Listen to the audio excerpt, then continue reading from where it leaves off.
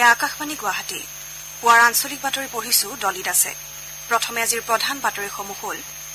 নতুন দিল্লীত প্ৰধানমন্ত্ৰী নৰেন্দ্ৰ মোদীক সাক্ষাৎ কৰি ৰাজ্যখনত শেহতীয়াকৈ ৰূপায়ণ হৈ থকা বিভিন্ন আঁচনি তথা ভৱিষ্যৎ পৰিকল্পনা সন্দৰ্ভত আলোচনা মুখ্যমন্ত্ৰী ডঃ হিমন্ত বিশ্ব শৰ্মাৰ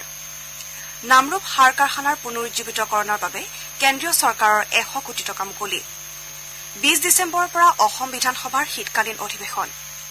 কোভিড বিধি মানি ৰাজ্যজুৰি ধৰ্মীয় ৰীতি নীতিৰ মাজেৰে ছট পূজাৰ কাৰ্যসূচী গ্ৰহণ অসমত কোভিডৰ পৰা আৰোগ্যৰ হাৰ 98.48% বৃদ্ধি আৰু ইংলেণ্ড আৰু নিউজিলেণ্ডৰ মাজত আজি টি-20 বিশ্বকাপ ক্ৰিকেট প্ৰতিযোগিতাৰ প্ৰথমখন ছেমি ফাইনেল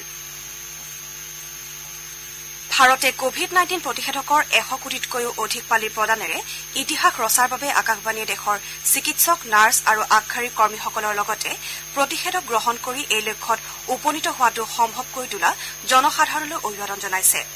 একে সময়তে আমি শ্ৰোতাসকলক কোভিড-19 বিৰোধী যুঁজখন এতিয়াও সমাপ্ত হোৱা নাই বুলি সকীয়াই দিব খুজিছো সমূহ শ্ৰোতাকে আমি দুয়োপালি প্ৰতিষেধক গ্ৰহণ কৰাৰ লগতে আনকো এই ক্ষেত্ৰত সহায় কৰিবলৈ আহ্বান জনাইছো উৎসৱৰ এই সময়ছোৱাত সকলোকে তিনিটা সহজ কোভিড বিধি মানি নিজক সুৰক্ষিত কৰি ৰাখিবলৈ আমি আহ্বান জনাইছো মাস্ক পৰিধান কৰক দুগজ দূৰত্ব বৰ্তাই ৰাখক আৰু হাত আৰু মুখৰ পৰিষ্কাৰ পৰিচ্ছন্নতাত গুৰুত্ব দিয়ক কোভিড সংক্ৰান্তীয় যিকোনো তথ্য আৰু পৰামৰ্শৰ বাবে আপোনালোকে ৰাষ্ট্ৰীয় হেল্পলাইন নম্বৰ 01123978046 অথবা 1075 আৰু ৰাজ্যিক হেল্পলাইন নম্বৰ 104ত ফোন কৰিব পাৰিব মুখ্যমন্ত্ৰী ডঃ হিমন্ত বিশ্ব শৰ্মাই কালি সন্ধিয়া নতুন দিল্লীত প্ৰধানমন্ত্ৰী নৰেন্দ্ৰ মোদীক সাক্ষাৎ কৰি ৰাজ্যখনত শেহতীয়াকৈ ৰূপায়ণ কৰি থকা বিভিন্ন আঁচনি তথা ভৱিষ্যতৰ পৰিকল্পনা সন্দৰ্ভত আলোচনা কৰে ডঃ শৰ্মাই প্ৰধানমন্ত্ৰী মোদীক নৱেম্বৰৰ ভিতৰত ৰাজ্যখনত 100% লোক কোভিডৰ প্ৰথম পালি প্ৰতিষেধক প্ৰদান কৰাটো নিশ্চিত কৰা হ'ব বুলি অৱগত কৰে তেওঁ লগতে চাংচাৰীত নিৰ্মীয়মান এইমছৰ শুভাৰম্ভ অনুষ্ঠানত অংশ ল'বলৈ প্ৰধানমন্ত্ৰীগৰাকীক আমন্ত্ৰণ জনায় প্ৰধানমন্ত্ৰীয়ে আমন্ত্ৰণ ৰক্ষা কৰি অনুষ্ঠানত উপস্থিত থকাৰ প্ৰতিশ্ৰুতি দিয়ে তদুপৰি ৰাজ্যখনৰ শান্তি শৃংখলাৰ সৈতে জড়িত বিভিন্ন বিষয় সন্দৰ্ভত মুখ্যমন্ত্ৰীয়ে আলোচনা কৰে বৈঠকৰ অন্তত মুখ্যমন্ত্ৰীয়ে সংবাদ মাধ্যমৰ আগত প্ৰকাশ কৰে যে তেওঁ প্ৰধানমন্ত্ৰী হোৱা আলোচনা কালত ৰাজ্যখনৰ কোভিড পৰিস্থিতি আৰু কোভিড টীকাকৰণৰ অগ্ৰগতি সম্পৰ্কে প্ৰধানমন্ত্ৰীক অৱগত কৰে নগাঁৱৰ পৰা তেজপুৰলৈ ব্ৰহ্মপুত্ৰৰ মাজেৰে নিৰ্মীয়মান সুৰংগ পথৰ কামৰ অগ্ৰগতি নামৰূপ সাৰ কাৰখানা আৰু ডিগবৈ শোধনাগাৰৰ সামৰ্থ্য বৃদ্ধি কাজিৰঙাৰ এলিভেটৰকে ধৰি ৰাজ্যখনত ৰূপায়ণ হৈ থকা বৃহৎ কেন্দ্ৰীয় আঁচনিসমূহৰ কামৰ অগ্ৰগতি সম্পৰ্কে প্ৰধানমন্ত্ৰীক অৱগত কৰা হয় প্ৰধানমন্ত্ৰীয়ে সামগ্ৰী আৰু সেৱা কৰ সংগ্ৰহৰ ক্ষেত্ৰত ৰাজ্যখনক স্বাৱলম্বী কৰি তুলিবলৈ মুখ্যমন্ত্ৰীক পৰামৰ্শ দিয়ে ইয়াৰ পূৰ্বে ডঃ শৰ্মাই কালি কেন্দ্ৰীয় গৃহমন্ত্ৰী অমিত শ্বাহ আৰু ৰাষ্ট্ৰীয় সুৰক্ষা উপদেষ্টা অজিত ডোভালক সাক্ষাৎ কৰে গৃহমন্ত্ৰীগৰাকীক কৰা সাক্ষাতত মুখ্যমন্ত্ৰীয়ে ভাৰত বাংলাদেশ সীমান্ত পৰিদৰ্শনৰ বাবে আহিবলৈ শ্ৰীশ্বাহক আহ্বান জনায় নামৰূপ সাৰ কাৰখানাৰ পুনৰুজ্জীৱিতকৰণৰ বাবে কেন্দ্ৰীয় চৰকাৰে 100 কোটি টকা মোকলাই দিছে মুখ্যমন্ত্ৰী ডঃ হিমন্ত বিশ্ব শৰ্মাই কালি নতুন দিল্লীত কেন্দ্ৰীয় স্বাস্থ্য আৰু পৰিয়াল কল্যাণ তথা ৰসায়ন আৰু সাৰ দপ্তৰৰ মন্ত্ৰী মনসুখ মাণ্ডাভিয়াক সাক্ষাৎ কৰি সাৰ কাৰখানাটোৰ বাবে পুঁজি অনুমোদনৰ অনুৰোধ কৰাৰ পাছতে কেন্দ্ৰীয় ৰসায়ন আৰু সাৰ মন্ত্ৰালয়ে নামৰূপৰ ব্ৰহ্মপুত্ৰ ভেলী ফাৰ্টিলাইজাৰ কৰ্পৰেশ্যনলৈ এই ধন মোকলাই দিয়ে মুখ্যমন্ত্ৰী ডঃ শৰ্মাই কালি টুইটযোগে এই বিষয়ে প্ৰকাশ কৰে মুখ্যমন্ত্ৰী কেন্দ্ৰীয় মন্ত্ৰী মাণ্ডাভিয়াৰ সৈতে হোৱা আলোচনাত ভাৰতে 100 কোটি কোভিড প্ৰতিষেধক প্ৰদানৰ লক্ষ্য অতিক্ৰম কৰাৰ বাবে মন্ত্ৰীগৰাকীক অভিনন্দন জ্ঞাপন কৰে মুখ্যমন্ত্ৰী ডঃ শৰ্মাই কালি স্বাস্থ্যমন্ত্ৰীগৰাকীক কৰা সাক্ষাতৰ সময়ত অসমত প্ৰথম পালি কোভিড প্ৰতিষেধক প্ৰদানৰ সংখ্যাই 2 কোটি 3 লাখ অতিক্ৰম কৰাৰ লগতে 100% প্ৰতিষেধক প্ৰদানৰ লক্ষ্যৰ দিশে অগ্ৰসৰ হৈছে বুলি জানিবলৈ দিয়ে এই সাক্ষাৎকালত স্বাস্থ্যমন্ত্ৰীগৰাকীয়ে ৰাজ্যখনত স্বাস্থ্য আন্তঃগাঁথনি গঢ়ি তোলাৰ দিশত কেন্দ্ৰীয় চৰকাৰে সৰ্বতোপ্ৰকাৰে সহায় আগবঢ়াব বুলি প্ৰতিশ্ৰুতি দিয়ে মুখ্যমন্ত্ৰীয়ে কয় যে নামৰূপ সাৰ কাৰখানা গোটটোৰ বছৰি 12 লাখ মেট্ৰিক টন উৎপাদনৰ সামৰ্থ্য আছে প্ৰধানমন্ত্ৰী নৰেন্দ্ৰ মোদীৰ আত্মনিৰ্ভৰ ভাৰতৰ লক্ষ্য বাস্তৱায়িত কৰাৰ অংশ হিচাপে এই প্ৰকল্পটো কাৰ্যকৰী হলে অঞ্চলটোৰ অৰ্থনীতিলৈ ইতিবাচক পৰিৱৰ্তন অহাৰ লগতে নিয়োগৰ সুবিধা মুকলি হ'ব বুলি তেওঁ কয় অসম বিধানসভাৰ শীতকালীন অধিৱেশন অহা 20 ডিচেম্বৰৰ পৰা দিছপুৰত অনুষ্ঠিত হ'ব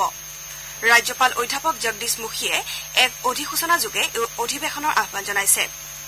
20 ডিচেম্বৰৰ পুৱা 9:30 বজাত দিছপুৰত অধিৱেশনৰ কাৰ্যসূচী আৰম্ভ হ'ব এই অধিৱেশনতে ৰাজ্যৰ 5 গৰাকী নৱনিৰ্বাচিত বিধায়কে শপত গ্ৰহণ কৰিব ৰাষ্ট্ৰপতি শ্ৰী ৰামনাথ কোবিন্দে কালি ৰাষ্ট্ৰপতি ভৱনত আয়োজিত এটা অনুষ্ঠানত বহুকেইগৰাকী বিশিষ্ট ব্যক্তিক দেশৰ সৰ্বোচ্চ অসামৰিক সন্মান 2021 বৰ্ষৰ পদ্ম বঁটাৰে সন্মানিত কৰে এইবেলি 7 গৰাকী ব্যক্তিক পদ্মবিভূষণ 10 গৰাকীক পদ্মভূষণ আৰু 102 গৰাকী ব্যক্তিক পদ্মশ্ৰী সন্মানেৰে বিভূষিত কৰা হয় অসমৰ প্ৰাক্তন মুখ্যমন্ত্ৰী তৰুণ গগৈক মৰণোত্তৰভাৱে পদ্মভূষণ সন্মান প্ৰদান কৰা হয় অনুষ্ঠানত অসমৰ 8 গৰাকী বিশিষ্ট ব্যক্তিয়ে ৰাষ্ট্ৰপতিৰ পৰা পদ্মশ্ৰী সন্মান গ্ৰহণ কৰে মাজুলীৰ সত্ৰীয়া সংস্কৃতিৰ সাধক গোপীৰাম বৰগায়ন বুঢ়াভকত কুসংস্কাৰ আৰু অন্ধবিশ্বাসৰ বিৰুদ্ধে দীৰ্ঘকাল যুঁজ দি অহা প্ৰসিদ্ধ সমাজসেৱী বিৰুবালা ৰাভা মহিলাৰ দ্বাৰা পৰিচালিত অসমৰ প্ৰথমটো সমবায় বেংকৰ প্ৰতিষ্ঠাতা সমাজসেৱী লখিমী বৰুৱা ঝুমুৰ সম্ৰাট হিচাপে পৰিচিত বিশিষ্ট গায়ক দুলাল মানকি প্ৰাক্তন কেন্দ্ৰীয় মন্ত্ৰী বিজয় চক্ৰৱৰ্তী সাহিত্যিক ইমৰান শ্বাহ বড়ো ভাষাৰ বিশিষ্ট কবি মংগল সিং হাজোৱাৰী আৰু সাংবাদিক ৰোমান শৰ্মাক পদ্মশ্ৰী বঁটা প্ৰদান কৰা হয় আপোনালোকে বাতৰি শুনিছে আকাশবাণীৰ পৰা ৰাজ্যত কোভিডৰ পৰা আৰোগ্যৰ হাৰ 98.48% হৈছে ৰাজ্যখনত যোৱা 24 ঘণ্টাত 229 জন কোভিড ৰোগী সুস্থ হৈ উঠে ইয়াকে লৈ ৰাজ্যখনত বৰ্তমানলৈকে সুস্থ হৈ উঠা লোকৰ সংখ্যাই 6,03,000 অতিক্ৰম কৰিছে ইয়াৰ বিপৰীতে ৰাজ্যখনত বিগত 24 ঘণ্টাত 46,574টা নমুনা পৰীক্ষাৰ অন্তত 247 জন লোকৰ দেহত কৰনা ভাইৰাছৰ উপস্থিতি ধৰা পৰে ইয়াৰে 115 জন কামৰূপ মহানগৰ জিলাৰ ৰাজ্যখনত কালি সংক্ৰমণৰ হাৰ আছিল 0.53%। ৰাজ্যখনত সম্প্ৰতি 1954 জন চিকিৎসাধীন কোভিড ৰোগী আছে অসমত কালিৰ দিনটোত কোভিডত আক্ৰান্ত হৈ 3 জন লোকে প্ৰাণ হেৰুৱায় ইয়াকে লৈ ৰাজ্যখনত এতিয়ালৈকে এই ৰোগত মৃত্যু হোৱা লোকৰ সংখ্যা 6,034 হৈছেগৈ ৰঙিয়া কেন্দ্ৰীয় বিদ্যালয়ৰ 7 গৰাকী শিক্ষাৰ্থীৰ দেহত কোভিডৰ সংক্ৰমণ ধৰা পৰাত কামৰূপ জিলা প্ৰশাসনে বিদ্যালয়খনক কণ্টেইনমেণ্ট জোন হিচাপে ঘোষণা কৰাত সাধাৰণ ৰাইজ তথা ছাত্ৰ ছাত্ৰীৰ বাবে প্ৰৱেশ নিষিদ্ধ কৰিছে পৰৱৰ্তী নিৰ্দেশ নিদিয়া পৰ্যন্ত এই নিষেধাজ্ঞা বলবৎ থাকিব বুলি কামৰূপ জিলাৰ উপায়ুক্ত কৈলাশ কাৰ্তিক এনে এটা নিৰ্দেশনাযোগে ঘোষণা কৰিছে উল্লেখ্য যে জিলাখনত বিগত 24 ঘণ্টাত 12 জন লোকৰ দেহত সংক্ৰমণৰ লক্ষণ পোৱা গৈছে আৰু ইয়াৰে 6 জন ৰঙিয়া মহকুমাৰ বুলি স্বাস্থ্য বিভাগৰ সূত্ৰই সদৰি কৰিছে ৰাষ্ট্ৰজোৰা কোভিড প্ৰতিষেধক প্ৰদান অভিযানৰ অধীনত দেশত বৰ্তমানলৈ 109,59 লাখতকৈও অধিক পালি প্ৰতিষেধক প্ৰদান কৰা হৈছে এই প্ৰতিষেধকৰ 74,36 লাখতকৈও অধিক প্ৰথম পালি আৰু 35,23 লাখতকৈও অধিক দ্বিতীয় পালি কেন্দ্ৰীয় স্বাস্থ্য মন্ত্ৰালয়ে জনোৱা মতে কালি সন্ধিয়ালৈ 48,39,000তকৈও অধিক কোভিড প্ৰতিষেধকৰ পালি গ্ৰহণ কৰা হৈছে ৰাষ্ট্ৰজোৰা কোভিড প্ৰতিষেধক প্ৰদান অভিযানৰ অংশ হিচাপে কেন্দ্ৰই ৰাজ্য আৰু কেন্দ্ৰীয় শাসিত অঞ্চলসমূহক বিনামূলীয়াকৈ কোভিড প্ৰতিষেধক প্ৰদান কৰি আহিছে অসমতো বিভিন্ন ধৰ্মীয় ৰীতি নীতিৰ মাজেৰে ছট পূজা পালন কৰিবলৈ লোৱা হৈছে ছট পূজাত ভক্তসকলে পবিত্ৰ মনেৰে সূৰ্য দেৱতাক বিশেষভাৱে প্ৰাৰ্থনা জনায় ৰাজ্যপাল প্ৰফেচৰ জগদীশ মুখীয়ে ছট পূজা উপলক্ষে ৰাজ্যবাসীলৈ শুভেচ্ছা জনাইছে মুখ্যমন্ত্ৰী ডঃ হিমন্ত বিশ্ব শৰ্মায়ো পূজা উপলক্ষে অসমবাসীলৈ আন্তৰিক শুভেচ্ছা জ্ঞাপন কৰিছে উল্লেখযোগ্য যে অসম চৰকাৰে ছট পূজাৰ পৰিপ্ৰেক্ষিতত কোভিড সম্পৰ্কীয় নীতি নিৰ্দেশনা জাৰি কৰিছে এই নিৰ্দেশনা অনুসৰি আবদ্ধ স্থানত উদাহৰণস্বৰূপে সভাগৃহত 50% উপস্থিতিৰে অনুষ্ঠান আয়োজন কৰাৰ অনুমতি দিয়া হৈছে নদীৰ ঘাট আৰু পাৰসমূহত জনসমাগম নিয়ন্ত্ৰণ কৰা হ'ব লগতে ঘাটসমূহ বীজাণুমুক্ত কৰিবলৈ নিৰ্দেশ প্ৰদান কৰা হৈছে কোভিড নীতি নিৰ্দেশনা পালন কৰি পূজা ঘাটসমূহত এটা পৰিয়ালৰ 5 গৰাকী সদস্যহে এবাৰত পূজা কৰিব পাৰিব কেৱল ধৰ্মীয় ৰীতি নীতি পালনেৰেহে অনুমতি দিয়া হৈছে পূজা অৰ্চনা কৰাৰ পূৰ্বে ভক্তসকলেও থাৰ্মেল স্কেনিং কৰাৰ লগতে মাস্ক পৰিধান কৰাটো বাধ্যতামূলক কৰা হৈছে এইবাৰৰ পূজাত মেলা বা সাংস্কৃতিক অনুষ্ঠান উদযাপন কৰাৰ লগতে কোনো অস্থায়ী দোকান পোহাৰ খোলাৰো অনুমতি দিয়া হোৱা নাই এই নীতি নিৰ্দেশনা অনুসৰি ছট পূজাৰ উদ্যোক্তা তথা স্বেচ্ছাসেৱকসকলে কমেও এপালি কোভিড প্ৰতিষেধক গ্ৰহণ কৰা বাধ্যতামূলক কৰা হৈছে কোভিড নীতি নিৰ্দেশনা পালনৰ মাজেৰে কামৰূপ জিলাতো ছট পূজাৰ আয়োজন কৰা হৈছে পূজা উপলক্ষে ব্ৰহ্মপুত্ৰ বৰলীয়া পুথিমাৰী কলাজল কলহী জলজলি আদি নৈ আৰু জলাশয়ত আজি সন্ধিয়া অস্তগামী সূৰ্য আৰু কাইলৈ পুৱতি নিশা উদিত সূৰ্যক পূজা কৰা হ'ব ইতিমধ্যে ছট পূজাৰ ঘাটসমূহ আটকধুনীয়াকৈ সজাই পৰাই তোলা হৈছে কামৰূপ জিলাৰ বিভিন্ন অংশত আধ্যাত্মিক পৰিৱেশে বিৰাজ কৰা পৰিলক্ষিত হৈছে কেন্দ্ৰীয় মন্ত্ৰী ডঃ জিতেন্দ্ৰ সিঙে কালি অৰুণাচল প্ৰদেশৰ দুৰ্গম অঞ্চল কিমিনত উত্তৰ পূৰ্বাঞ্চলৰ জনজাতীয় লোকসকলৰ বাবে এটা নতুন জৈৱ প্ৰযুক্তি কেন্দ্ৰ মুকলি কৰে কেন্দ্ৰটো উদ্বোধন কৰি ডঃ সিঙে কয় যে এই জৈৱ সমল আৰু বহনক্ষম উন্নয়ন কেন্দ্ৰটো ৰাজ্যখনৰ জনজাতীয় লোকসকলৰ আৰ্থ-সামাজিক উন্নয়নত সহায় কৰিব অৰুণাচল প্ৰদেশৰ 4খন জিলাৰ 50খন গাঁও সামৰি লোৱা এই কেন্দ্ৰটোৱে অহা দুবছৰৰ ভিতৰত 10,000 কৃষকক উপকৃত কৰিব বুলি মন্ত্ৰীগৰাকীয়ে আশা প্ৰকাশ কৰে বিশ্বনাথ জিলাৰ বিশ্বনাথ বন্যপ্ৰাণী সংমণ্ডলৰ 452 হেক্টৰ ভূমি কাজিৰঙা ৰাষ্ট্ৰীয় উদ্যানৰ 10ম সংযোজনৰ অন্তৰ্গত হোৱা বুলি ঘোষণা কৰা হৈছে ৰাজ্যপাল অধ্যাপক জগদীশ মুখীয়ে এই বিষয়ে ঘোষণা কৰে এই এলেকাটো বনৰীয়া মহ গড় হাতী বাঘ হৰিণ কাছ বিভিন্ন প্ৰজাতিৰ সাপ বন গাহৰি আৰু পৰিভ্ৰমী পক্ষীৰ বিচৰণ ভূমি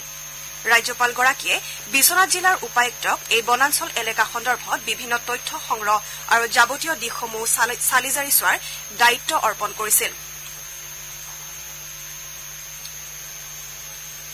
টি-20 বিশ্বকাপ ক্ৰিকেট প্ৰতিযোগিতাৰ প্ৰথমখন ছেমি ফাইনেলত আজি ইংলেণ্ড নিউজিলেণ্ডৰ বিৰুদ্ধে খেলিব আবুধাবিত শ্বেখ জায়াদ ষ্টেডিয়ামত হ'বলগীয়া খেলখন সন্ধিয়া 7:30 বজাত আৰম্ভ হ'ব প্ৰতিযোগিতাৰ দ্বিতীয়খন ছেমি ফাইনেল কাইলৈ ডুবাইত পাকিস্তান আৰু অষ্ট্ৰেলিয়াৰ মাজত অনুষ্ঠিত হ'ব আকাশবাণীয়ে এই খেলসমূহৰ চলন্ত বিৱৰণী প্ৰচাৰ কৰিব এই প্ৰতিযোগিতাত 5খন খেলত অৱতীৰ্ণ হোৱা ইংলেণ্ডে পইণ্ট তালিকাৰ শীৰ্ষস্থান নিশ্চিত কৰাৰ সকলো প্ৰচেষ্টা চলাব আনহাতে নিউজিলেণ্ড দলটোৱে 5খন খেল খেলি বৰ্তমান পইণ্ট তালিকাৰ দ্বিতীয় স্থানত আছে এতিয়া শুনক আজি গুৱাহাটীৰ পৰা প্ৰকাশিত দৈনিক বাতৰি কাকতসমূহৰ প্ৰথম পৃষ্ঠাৰ বাতৰি চমু অৱলোকন কুমাৰ ডেভিড দাসৰ পৰা